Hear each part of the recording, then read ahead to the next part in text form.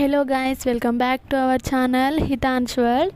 ఇక్కడైతే మేము gas stove తెచ్చుకున్నాము కొత్తది.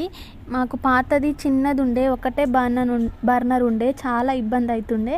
అది మా హస్బెండ్ పెళ్ళి కాకముందు నుండి అదే ఉంటుండే. ఇంకా ఇద్దరమే కదా అని మేము కూడా ఏం చేంజ్ చేసుకోలేదు. ఎప్పుడైనా చుట్టాలు వచ్చినప్పుడు 1-2 రోజులు ఉంటారు అంతే కదా అని ఏం తెచ్చుకోలే.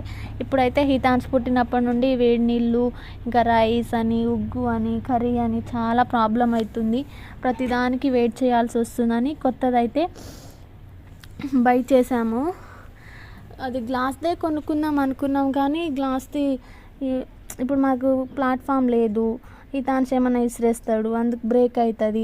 అందుకని అది కొనుక్కోలే, స్టీల్ది కొనుక్కున్నాము. ఇదైతే రఫ్ అండ్ టఫ్ యూజ్ చేయొచ్చు అంట, అందుకే ఇదైతే కొనుక్కున్నాం.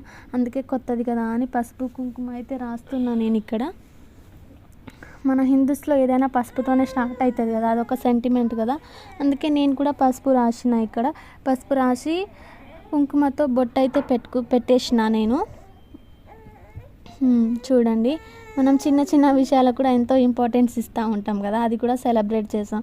అదేవిధంగా ఈరోజు మేము పాలు కూడా పొంగించుకోవాలనుకున్నాం. అందుకే గిన్నెకు కూడా పసుపు కుంకుమ రాసి పాలైతే పొంగించుకుంటున్నాం. చూడండి, పాలు పొంగించుకోవడం అంటే జస్ట్ ఒక పని కాదు, అది ఒక సెంటిమెంట్. ఇప్పుడు గృహప్రవేశంకి కూడా స్టార్టింగ్ పసుపు కుంకుమ రాసి పాలు పొంగిస్తారు కదా, అలానే మేము కూడా కొత్తది గ్యాస్ స్టవ్కి కూడా మ్యాక్సిమం అందరు అలానే చేస్తారు అనుకుంటా నాకు తెలిసి. అందుకే మేము కూడా పాలు పొంగించుకుంటున్నాం.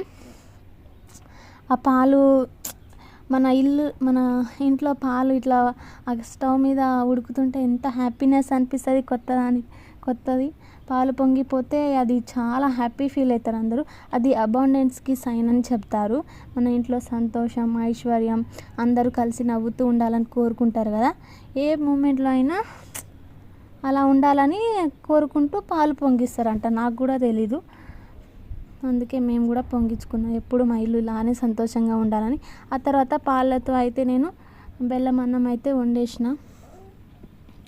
కానీ ఆ బెల్లం అన్నం అయితే అసలు ఉడకలేదు. ఆ రోజు మొత్తం బియ్యం అయింది. అది ఆ రోజే రైస్ బ్యాగ్ కొత్తది ఓపెన్ చేసిన, మొత్తం బ్యాడ్ లక్ అనుకోవచ్చు అసలు. ఇంకా మీకు ట్విస్టుల మీద ట్విస్ట్ ఉంది. ఈ గ్యాస్ అసలు ఉంచినామా లేదా, రిటర్న్ చేసినామా, ఏమన్నా ప్రాబ్లం ఉందనేది నెక్స్ట్ వీడియోలో చెప్తా.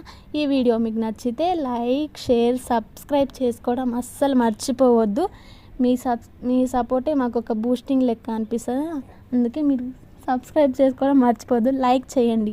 Thank you for watching. Subscribe.